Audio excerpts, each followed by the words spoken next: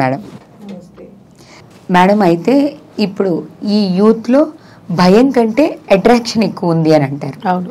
ఇప్పుడు ఈ అట్రాక్షన్ మీరు టీన్స్లోకి ఎంటర్ అయిన తర్వాత వాళ్ళలో వచ్చే మార్పుల్ని పేరెంట్స్ కానీ లేకపోతే ఇంట్లో ఉండే గ్రాండ్ పేరెంట్స్ కానీ స్కూల్ వాళ్ళు కానీ ఎలా గుర్తుపట్టగలుగుతారు? చాలా సింపుల్ అండి. బిహేవియర్లో ఇప్పుడు అది సహజం.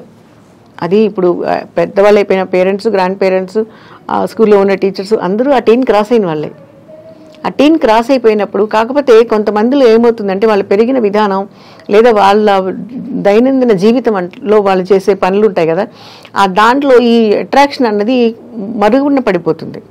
ఓకే, ఒక సెకండ్ అట్రాక్షన్ అనిపించినా మళ్ళీ వాడికి బాధ్యత గుర్తుకొస్తుంది. అదే చెప్తున్నాను, చిన్నప్పటి నుంచి పిల్లలకి బాధ్యత, ఆ బాధ్యత అంటూ ఉంటే బాధ్యత మీద ఉన్న మనసు అట్రాక్షన్ మీద తక్కువ వెళ్తుంది. అట్రాక్షన్ మీదకి వెళ్ళినా కానీ వెనకాల బాధ్యత పొడుస్తూ ఉండాలి. అంత బాధ్యత పిల్లలకి పేరెంట్స్ హోంవర్క్ చేసావా లేదా, పుస్తకాలు సర్దుకున్నావా లేదా, నువ్వే పుస్తకాలు సర్దిపెట్టి నువ్వే వాటర్ బాటిల్లో నీళ్ళు పోసి నువ్వే ఎరేజర్స్ షార్ట్నర్స్ ఇచ్చేస్తే బాధ్యత ఏది వాడికి చిన్నప్పుడు ఎక్కడ రావాల్సిన బాధ్యత అక్కడ రావట్లేదు కదా. ఓకే, అంటే చిన్నప్పటి నుంచి రెస్పాన్సిబిలిటీ అనేది రావాలి. రెస్పాన్సిబిలిటీ అంటే యూత్ లోకి వచ్చిన తర్వాత ఎలా మేడం వాళ్ళని కంట్రోల్ చేయగలిగి? ఇప్పుడు లేని కంట్రోల్ ఇంకప్పుడు కష్టమే. అందుకే వాళ్ళు ఏ దారిలోకి వెళ్తున్నారో అర్థం కావట్లా. ఓకే, ఇప్పుడు చేతులు కాలేక ఆకులు పట్టుకోవటం అయిపోయింది కదా. ఇప్పుడు ఇక్కడ బాధ్యతని కంట్రోల్ చేస్తూ ఉంటే ఈ బాధ్యత వీళ్ళు చేయాలి, స్కూల్కి వెళ్ళాలి, హోంవర్క్ చేయాలి, తప్పునన్న ప్రేయర్లు. ఇప్పుడు అసెంబ్లీలో మీరు చూడండి, స్ట్రైట్గా నుంచోండి, అటు ఇటు తిరగండి అంటారు. మధ్యలో అంటే ఎటువంటి చిరాకు పనులు చేయకూడదని అర్థం కదా అక్కడ. అవును, లేటుగా రాకూడదు. ఇవన్నీ కూడా డిసిప్లినరీ థింగ్సే.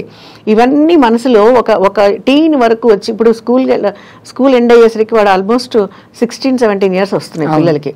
ఆ తర్వాత ఇంటర్మీడియట్ 16-17 సంవత్సరాలు స్కూల్ లెవెల్లో స్ట్రిక్ట్గా రూల్స్ ఫాలో అయితే, ఇప్పుడు కొన్ని స్కూల్స్ నో డౌట్ స్ట్రిక్ట్గా ఉన్నాయండి. చాలామంది పేరెంట్స్ అబ్జెక్ట్ చేస్తున్నారు తెలుసా. జుట్టు ఎందుకు అంత పెంచుకున్నావు అని అబ్బాయిలను అడిగితే తప్పుగా ఉంది. అమ్మాయిలు నువ్వు స్కూల్కి వచ్చేటప్పుడు ఈ యూనిఫామ్లో ఇంత పర్ఫెక్ట్గా రావాలి అని స్కూల్ వాళ్ళు చెప్తుంటే వాళ్ళకి నచ్చట్లేదు. ఎంత పర్ఫెక్ట్ యూనిఫామ్లో వెళ్తున్న పిల్లల్ని చూస్తే ముచ్చటేస్తుంది. ఇప్పుడు గత 10 ఏళ్ళుగా నేను చూస్తున్నాను ఆ తేడా పేరెంట్స్లో. వాళ్ళకి నచ్చట్లేదు అలాగా. అదే అంటే పేరెంట్స్ స్కూల్ వాళ్ళు కూడా గట్టిగా చెప్పడానికి భయపడుతున్నారు. మొన్ననే ఒక రీసెంట్ ఒక ఆర్టికల్ చదివాను. యూకేలో ఒక ప్రీ ప్రైమరీ కిడ్స్, అంటే అదే ఆ ప్రీ ప్రైమరీ వాళ్ళకి వాళ్ళు మినీ స్కర్ట్ని అవాయిడ్ చేద్దాం అనుకున్నారట. ఓకే, రీజన్ అంటే వాళ్ళు ఏదో కొన్ని రీజన్స్ చెప్పారు. నాకైతే నచ్చింది వాళ్ళు చెప్పిన రీజన్. ప్రొటెక్టివ్ మేనర్లో ఉంటారు పిల్లలు అనేసి వాళ్ళకి మినీ స్కర్ట్ అవాయిడ్ చేద్దాం అనుకున్నారట అని వాళ్ళ పేరెంట్స్ నోటీస్ పంపిస్తే పేరెంట్స్ చాలామంది అబ్జెక్ట్ చేశారట. అప్పుడు అర్థమైంది మీకు పేరెంట్స్ అంటే. ఎస్, నేను అంటాను మీ పిల్లలు స్కూల్కి వెళ్ళేటప్పుడు స్కూల్ పిల్లల్లాగానే ఉండాలి. సినిమా షూటింగ్లో స్కూల్ పిల్లల్లాగా ఉండకూడదు కదా. అవును, చాలా కొంతమంది స్కూల్ కంటిన్యూషన్ ఇంటర్మీడియట్ ఉన్న ఇంటర్మీడియట్ పిల్లలు కూడా ఎంత బుద్ధిమంతులుగా ఉంటారు అంటే సేమ్ హెయిర్ కట్, యూనిఫాము, ఆ డిసిప్లిన్. చాలా స్కూల్స్ చాలా బ్యూటిఫుల్గా మెయింటైన్ చేస్తున్నాయి. మేము వెళ్తున్న చాలా స్కూల్స్లో చూస్తాం కదా ఎంత నీట్గా. ఇప్పుడు మ్యాటర్ చదువు కాదు, ఒక బుద్ధిమంతులు. ఇప్పుడు మనము స్కూల్కి పంపించేది విద్యా బుద్ధులు నేర్చుకోవడానికి, గుర్తుపెట్టుకోవాలి. విద్య నేర్చుకోవడంతో పాటు బుద్ధి కూడా నేర్చుకోవాలి. విద్య ఒకటే నేర్చుకుని మార్కుల కోసం పోరాడుతూ బుద్ధి మర్చిపోతే లాస్ట్లో మిగిలేది పేపర్లో మన పేర్లే అనవసరంగా. ఛానల్ నిండా మన పేర్లు మారుమోగుతూ ఉంటాయి కదా. అది మర్చిపోతున్నారు. మనం చదువుకోవడానికి వెళ్తున్నాం, పిల్లల్ని చదివించడానికి పంపిస్తున్నామని అనుకుంటున్నారు తప్ప ఇక్కడ చదువుకుంటున్నారా కూడా తెలియట్లేదు వాళ్ళకి. తేడా ఎగ్జాక్ట్లీ, చదువు కొనుక్కుంటున్నారు. మేము ఇంత పే చేస్తున్నాం కాబట్టి చదువు కొనుక్కుంటున్నాం, మార్కులు లేకపోతే దెబ్బలాడడానికి వెళ్తున్నారు. కానీ మీ అబ్బాయి నిన్న యూనిఫామ్ సరిగ్గా వేసుకురాలేదండి, మీ అమ్మాయి నిన్న జంక్ ఫుడ్ పంపించకండి స్కూల్ వాళ్ళు అడగటానికి రీజన్ ఉంది. ఇప్పుడు మీరు ఇందాక ఆరోగ్యం గురించి మాట్లాడారు కదా. ఆరోగ్యం ఎలా ఉంటుంది? ప్రాపర్ ఫుడ్ తింటేనే కదా. పొద్దున్నే బోండాలు, మధ్యాహ్నం పేస్ట్రీలు, సాయంత్రం కూల్ డ్రింక్స్ వాడు స్కూల్లో స్నాక్స్ టైంలో తింటూ ఉంటే, లంచ్ని స్కిప్ చేసి డస్ట్బిన్లో అన్నం పారేస్తూ ఉంటే పిల్లలకి ఆరోగ్యం ఎక్కడి నుంచి వస్తుంది? ఇలాంటివన్నీ తిన్న తర్వాత వాడి బుర్ర ఎలా స్టడీగా కాన్స్టెంట్గా పనిచేస్తుంది? ఎలాంటి తిన్నవాడికి అలాంటి ఆలోచనలే వస్తాయి కదా. ఇప్పుడు ఆరోగ్యం చెడిపోతుంది, లేదా క్రేజీనెస్ అలవాటు అవుతుంది. ఈ ఆకర్షణ, వ్యామోహం ఈ రెండు ఉన్నాయే, వాటంతా అంటే జీవితాన్ని చాలా నాశనం చేస్తాయి. వాటిని మనం కంట్రోల్లో ఉంచుకోకపోతే, అది ముఖ్యంగా టీన్లో కంట్రోల్ అయిపోతే తర్వాత జీవితంలో బాధ్యత ప్రతి మనిషికి ఉంటుంది. ఓకే, ఈ టీనేజ్ లో మనం టీనేజ్ లో ఫుల్ కంట్రోల్ చేయాలి. లేకుండా కొంతమంది ఆ తర్వాత కూడా ఏదో రాంగ్ స్టెప్ వేసే వాళ్ళు ఉంటారు, నో డౌట్. అక్కడ కూడా ఏంటంటే వాళ్ళని వాళ్ళు కంట్రోల్ చేసుకుని ఒక్కసారిగా జీవితం వాళ్ళకి అలా బయటికి వెళ్ళిపోయినప్పుడు, లేదా ఒక్కసారిగా ఏదో ఒక వింత ప్రపంచాన్ని చూస్తున్నాం అన్న ఫీలింగ్లో వాళ్ళని వాళ్ళు, వాళ్ళ పరిధిని వాళ్ళు, వాళ్ళ లిమిట్స్ని వాళ్ళు మర్చిపోవటం కాదు, వదిలేస్తున్నారు. ఓకే, అంటే ఒక్కసారిగా వాళ్ళు పంజరంలోంచి బయటికి రావడం వల్ల ఇట్లాంటి ప్రాబ్లమ్స్. అంటే అంతకుముందు వాళ్ళు రెస్ట్రిక్టెడ్గా, పంజరం అన్నది నేను దాన్ని రెస్ట్రిక్టెడ్గా, ఒక డిసిప్లిన్గా, ఒక కంట్రోల్లో, ఒక మంచి క్వాలిటీస్ తోటి పెరుగుతున్న వాళ్ళు నన్ను అడిగే వాళ్ళు ఎవరు లేరు, ఇలాగే ఉండాలేమో అన్న థాట్లో కూడా కొంతమంది వెళ్ళిపోతారు. సో అది అక్కడ కూడా చాలా డ్యామేజ్ అయ్యే పిల్లలు ఉన్నారు. అంటే ఒక్కసారిగా వాళ్ళు ఆ ఉన్నటువంటి ఆ రెస్ట్రిక్షన్స్ నుంచి బయటికి రావడం వల్ల. అంటే ఇప్పుడు ఇంకొకటి, అన్నిటికీ మెయిన్ రీజన్ ఇంకోటి ఉంది.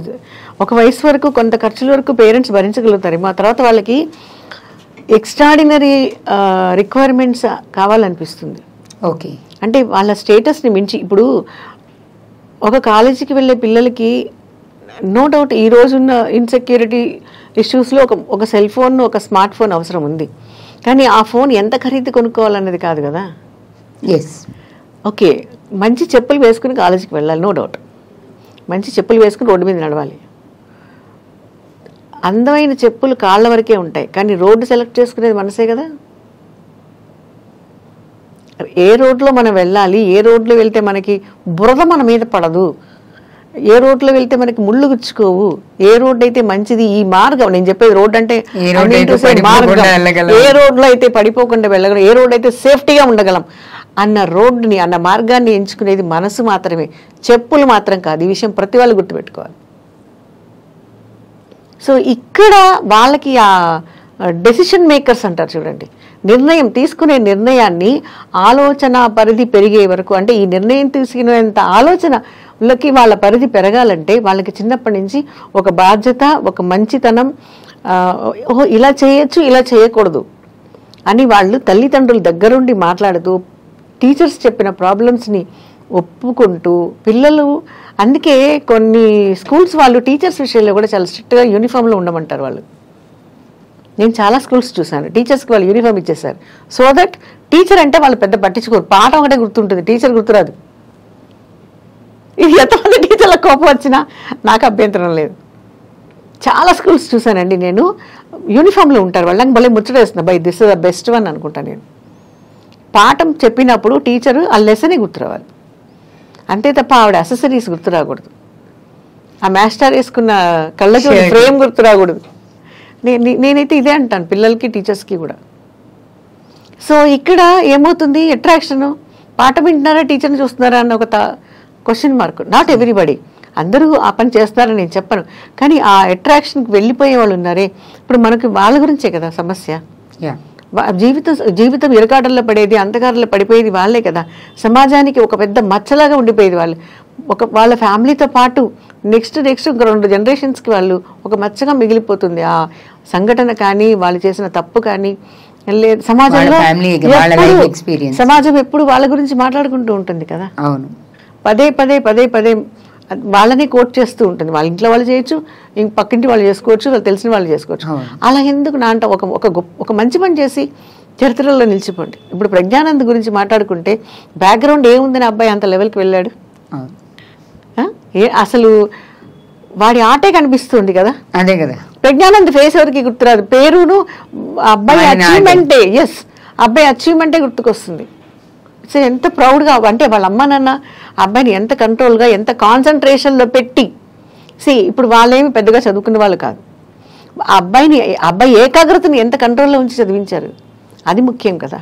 అది ఇంపార్టెంట్. అంటే మనం వాళ్ళని కరెక్ట్గా గైడ్ చేయడం అనేది, ఈ టీనేజెస్కి వచ్చిన పిల్లల్ని, టీనేజ్లో ఉన్న పిల్లల్ని వాళ్ళు మిగతా విషయాలకి అట్రాక్ట్ అవ్వకుండా వాళ్ళని ప్రాపర్గా మనం గైడ్ చేయగలిగితే ఫ్యూచర్లో వాళ్ళ లైఫ్లో వచ్చేటటువంటి ప్రాబ్లమ్స్ని మనం కొంతవరకు అయినా కూడా సాల్వ్ చేయడానికి ఛాన్స్ ఉంటుంది.